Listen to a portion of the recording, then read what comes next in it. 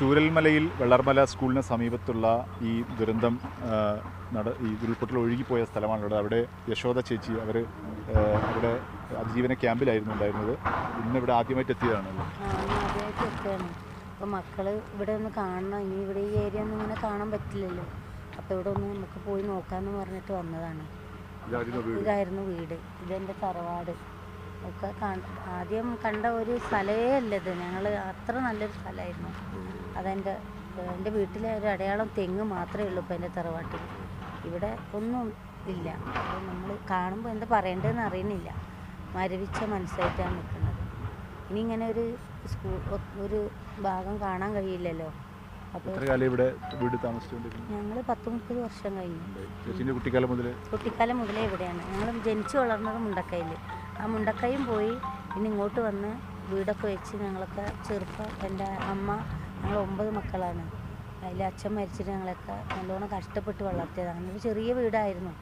ആ വീട്ടിലേക്ക് വന്ന് ഇപ്പോൾ 10-30 വർഷം കഴിഞ്ഞു. ഇപ്പോൾ ഈ ഒരു അവസ്ഥയായിപ്പോൾ ഇങ്ങനെ ഇവിടെയൊക്കെ ഇങ്ങനെ ഒരു സുരക്ഷിതരാണ്. ഞങ്ങൾ അടുക്കള വശത്ത് കൂടെ ഓടി രക്ഷപ്പെട്ടതാണ്.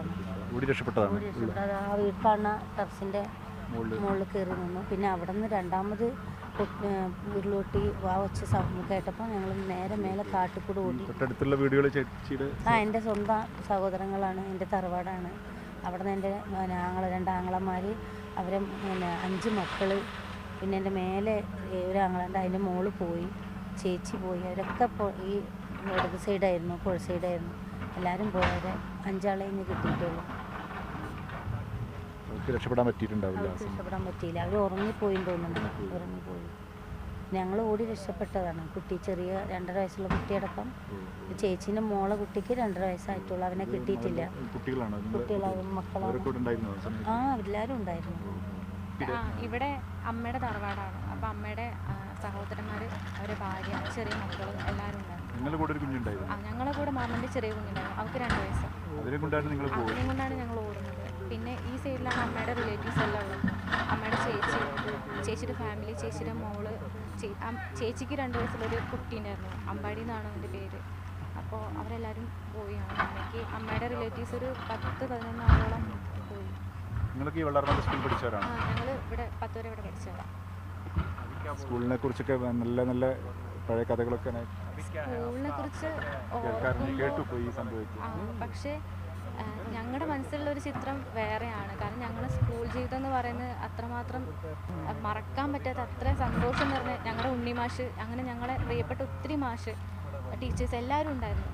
അപ്പോൾ ആ സ്കൂളൊക്കെ ഇപ്പോൾ വരുന്ന വഴിയിൽ കണ്ടപ്പോൾ നമുക്ക് സഹിക്കാൻ പറ്റുന്നില്ല. നമ്മൾ അത്രയും കളിച്ച് ചിരിച്ച് അത്ര സന്തോഷത്തോടു കൂടി നടന്ന ഒരു സ്ഥലമൊന്നുമല്ല ഇപ്പോൾ.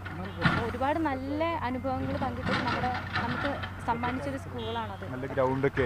നല്ല ഗ്രൗണ്ടും പിന്നെ തൊട്ട് താഴെ ഒരു പുഴയൊക്കെ ആയി വളരെ മനോഹരമായിട്ടുള്ളൊരു സ്കൂളായിരുന്നു. അതുപോലെ തന്നെ അധ്യാപകരായാലും എല്ലാവരും ഭയങ്കര സ്നേഹമായിരുന്നു ഞങ്ങളോടൊക്കെ. അപ്പോൾ ആ സ്കൂളൊക്കെ കാണുമ്പോൾ നമുക്ക് സഹിക്കാൻ പറ്റുന്നില്ല.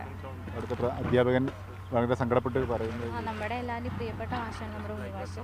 അപ്പോൾ സാറ് നമ്മളെ എന്താ പറയുക, ഒരു അധ്യാപകൻ എന്നുള്ള നിലയിൽ മാത്രമല്ല, സ്വന്തം മക്കൾ എങ്ങനെയാണോ നോക്കുന്നത് ആ ഒരു രീതിക്കാണ് സാറും നമ്മളെയൊക്കെ എല്ലാവരും കൊണ്ടുനടന്നിരുന്നത്. ആ ഒരു വിഷമം എല്ലാം കാണുമ്പോൾ